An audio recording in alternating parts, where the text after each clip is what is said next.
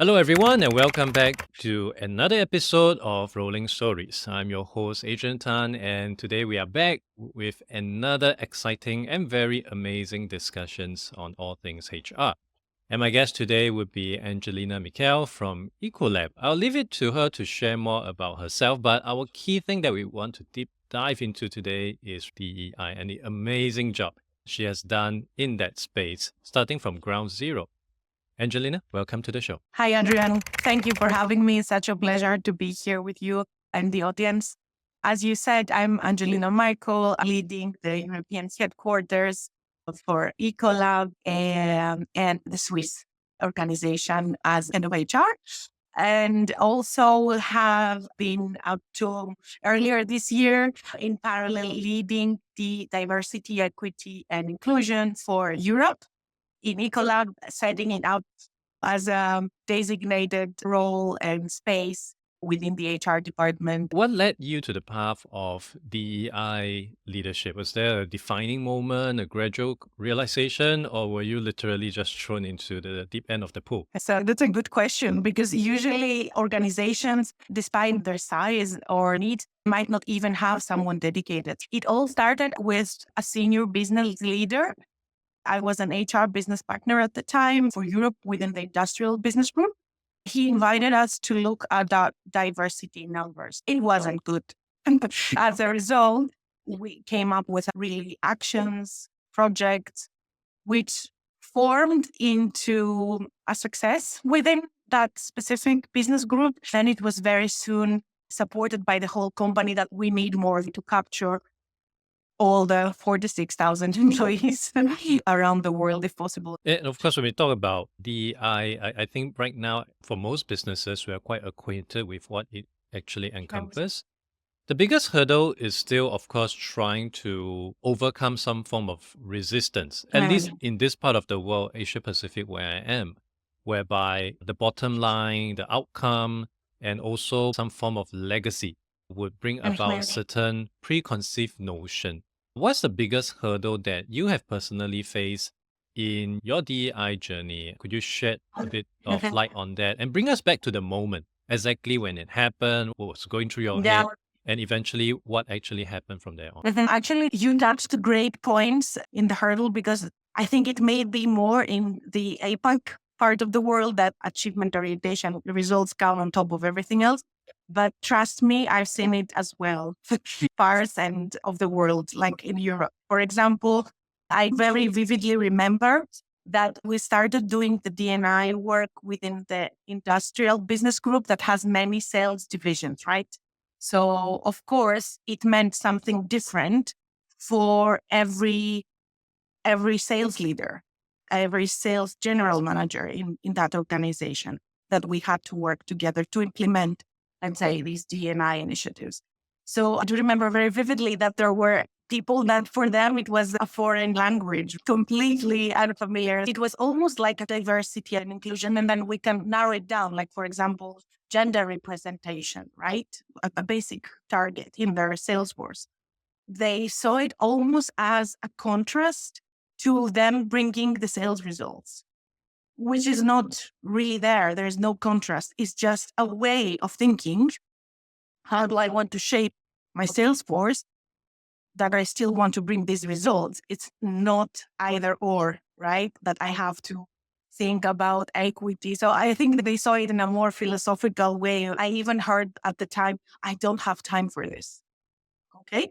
So what I had to do really is working with the early adopters because not everybody is like that. You have different speeds of understanding. So you can start working with those who are willing. There is always less resistance or more willingness, and you use an angle that is meaningful for them, for their business. And that's how you gain the trust. And then you can demonstrate good results and good practices from other early adopters to those with more resistance. So that was my experience indeed. There's a notion for people who think that DEI, applying good DEI practices actually is counter against optimal business result. It's like an either or kind of situation. If you want to exceed business performance, you got to do badly in DEI. And of course, vice versa as well. But the truth is you can have the cake and eat it. You can actually arrive at a win-win situation. So when it comes to that, I would also imagine beside getting your champion involved, you also need to showcase some form of KPI or measurements, things that actually show to your perhaps fence sitters that, hey, this kind of initiative is working and at the same time is also bringing about good business result. What are some of these measurement or yardstick that you looked at that you try to showcase and try to, of course, apply internally to ensure that you are actually moving the needle forward? Again, a very good point on data and analytics. Before being involved in DNI, I would really never imagine how strongly associated and supportive for the end goal can it be to have proper analytics and KPIs. So apart from the D&I space, I had to become a master in data analytics regarding those space. So first of all, you need a business case, especially if you're starting with D&I anywhere from a very small organization to a big one. In every case, it's meaningful to have data because you need to know where you are and what kind of changes you can bring in the D&I space. What do I mean by KPIs? I think it would be useful to give some examples of KPIs, right? In terms of diversity, of course, you can measure gender. And then we have the discussion, of course, for gender identity, and different parts of the world have different legal frameworks around it and so on. Let's say the concept of gender can be reported. You can measure your gender balance, let's say, within your workforce, and then specific levels also of the workforce. So if, for example, you see that you have women in administrative roles and there is no female leader as you go up the levels in the organization, this is already something, again, so it's a generic KPI gender, but then how you break down and do analytics with even that. Then for equity and inclusion, there are inclusion indexes, and equity can be measured with surveys, directly hearing from your people. You can get the temperature in different parts of the organization. You can see if a specific team in a specific geography is feeling more disengaged or feels that their voices are not heard, so they're not included.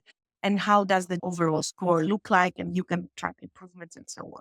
There has been criticism that by having data on KPIs, goals, and so on, it's like you're enforcing the quota, so you really don't do any benefit. You just have to have representation. But having a goal and measurable KPIs, it's not really a quota. Is knowing where you are and where you're going to go. It's very different if you have an enforced quota than actually measuring and knowing your data and where you want to go. And I want to understand the kind of initial stumbling moments that you may have. Not to put you in a spot, but I would imagine for DI, for many people who have done it years ago, it was an entirely new thing. It was a plain field, it was blue ocean. And a lot of people are just making things up as they go along. I hope to draw out those lessons so that our listeners who are exploring something in this space, or perhaps are tasked to build up DEI within their organization, could keep a lookout for, because the best way to learn is to learn through mistakes, and ideally from other people's mistakes. Hopefully there's a few that you can share with us to help us understand what was some of the thinking behind it. And in hindsight, what do you think could have been done better? I think starting in an organization, that's the experience that I have. I had to work with no budget, meaning minimal budget, especially if something new. So this creates constraints in terms of how scalable things you can do, the level of initiatives you can take. When I'm talking about budget constraints, also how many people are involved, dedicated resources from the company and so on. I wouldn't say that was a mistake, but that's a learning for me, especially if you want to scale up something. It can be very, very tedious. So make sure you have resources like workforce or budget. Another learning is the idea of a pilot. If Mm. something is new, because D&I is in many cases a change, we have to apply the principles of change management in any initiatives. Trying to sense check everything that might be well meant, that might be perceived okay by certain geographies that is intended, but in others, for example, it's not. So that's also a learning game for diversity as well. That was a surprise for me, for example, within what we thought was going to be a common understanding with a specific geography. In Europe, for example, parts of South Europe had a very strong opinion against some concepts that we were trying to introduce around supporting women coming back from maternity. I remember, of course, by, let's say, who I considered key stakeholders, but there are apparently more, and it created a lot of resistance. And in the end, anyway, it was a pilot, so we had to adapt. But for me, that's a learning. Try to sense check what you're trying to bring in as improvement. Is it perceived as such? And yeah, trying to balance different viewpoints. Like I said, it's very much about change management because what you just shared, exactly the same kind of stuff one would learn when it comes to change management, regardless of whether it is a digital transformation, in your case, DEI application.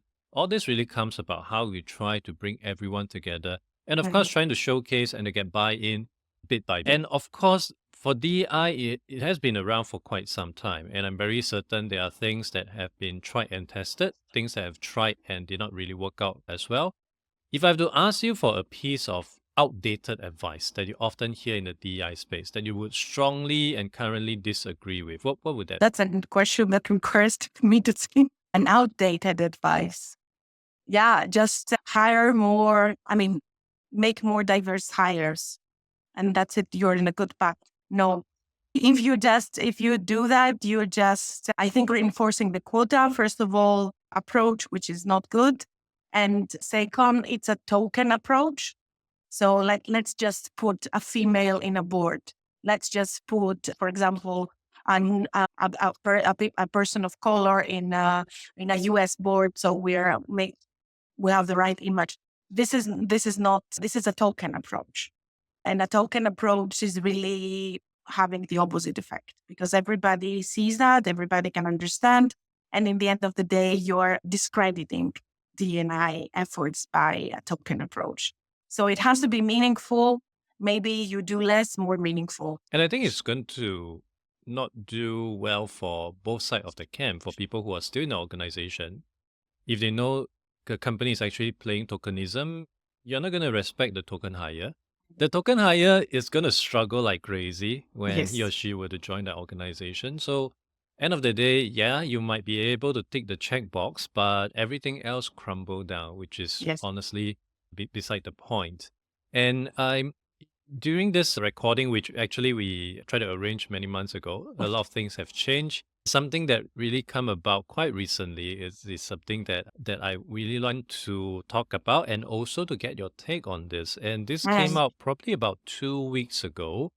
It was huge in the news. So Microsoft, basically fired the entire DEI team in an internal email shows that the company did that because of changing business needs, open and close quotation mark, whatever that means. I'd like to get your general thought on this. Yeah. Microsoft, this is a company that is probably one of the top five money maker in the world right now. This is not the first time they are in, I would say, not so good press. The other time, if we could Right. recall, was probably they made record profit. And then a week later, they shared news that they're gonna fire some people. They need to retrench some people.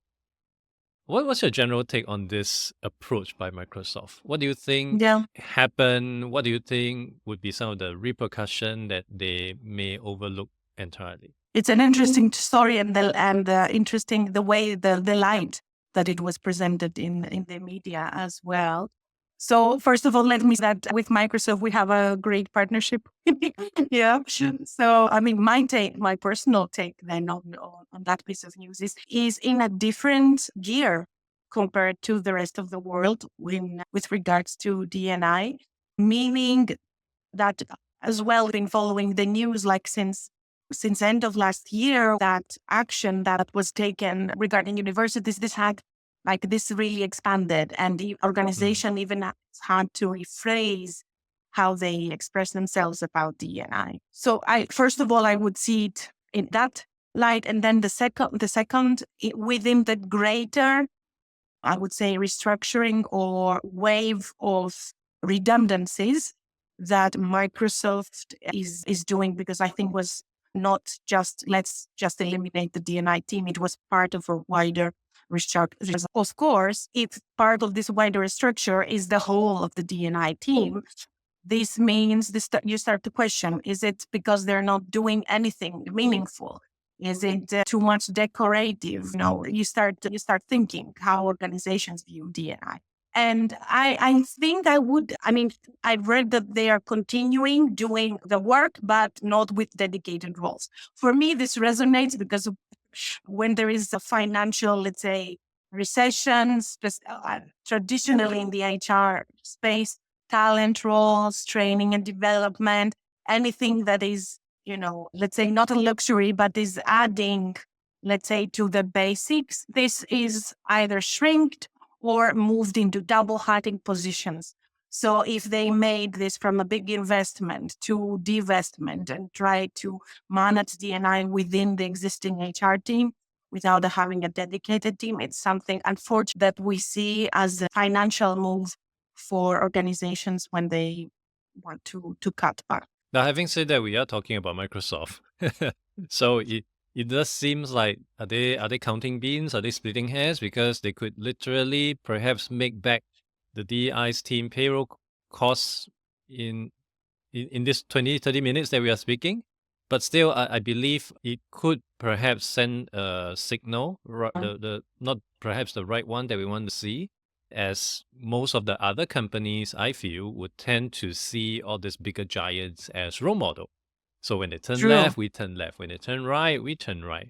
So I do hope that people would see things from a more pragmatic lens and Mhm. to truly understand. Of course, look past the tokenism. We are past that. We are already in the deep end of the pool. So right now, it's really about how it can help you with your bottom line by having diverse viewpoints, Yeah. diverse contribution, and I think all this would definitely be much more important for organization to look at. And I do agree, like the business case for diversity for me is a well-founded one, and it's already not a new one. Let's put it this way. Yeah, for sure. So as we look the line of where DEI is headed towards, where do you see this field evolving in the next 5 or even 10 years? What are you most excited Uh, about? yeah.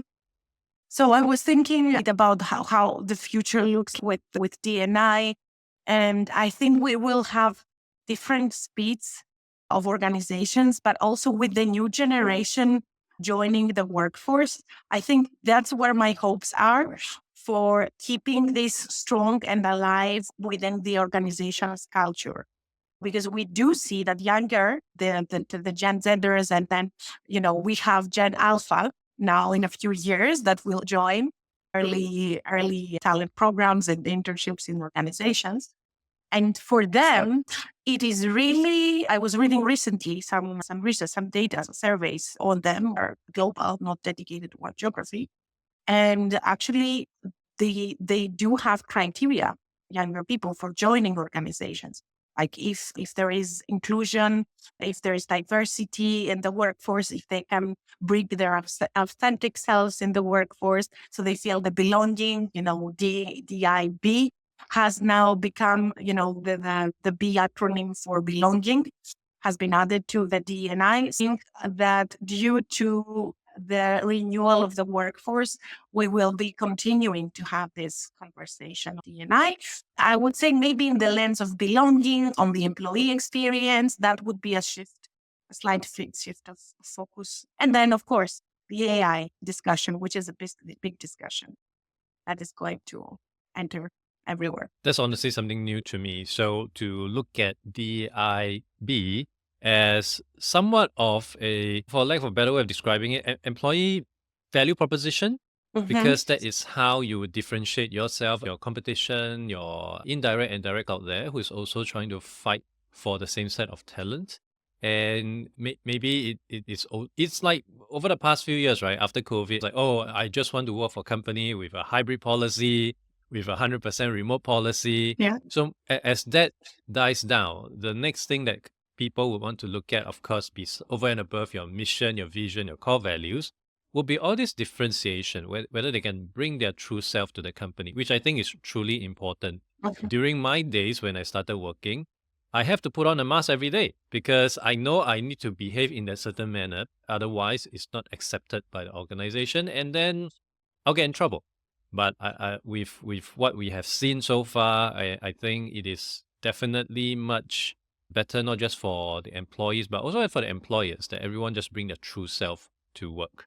And I hope with that, it is something listeners could really try to absorb, try to distill down, and see how all this could be applied within their organization, whether you are given the DEI portfolio or not. I think everyone has a part to play to drive that diversity within the organization, not just for the betterment of hitting certain metrics, but for the betterment of company results as well as moral as well. So with that, thank you so much for coming onto the show. But before we let you leave, we're going to run through a rapid fire question segment. Okay. Where I'll ask you a few questions. You can just, off the top of your head, give me your short and sweet answers. And once you're ready, we'll go.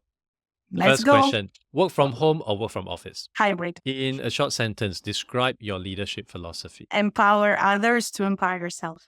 Nice. What is the best HR or DEI advice you ever received or given? Try to think from a different angle. What is one HR or DEI trend or innovation that excites you the most? AI in DNI. Last question, what is the most common HR or DEI myth or misconception that you want to debunk? Tokenism.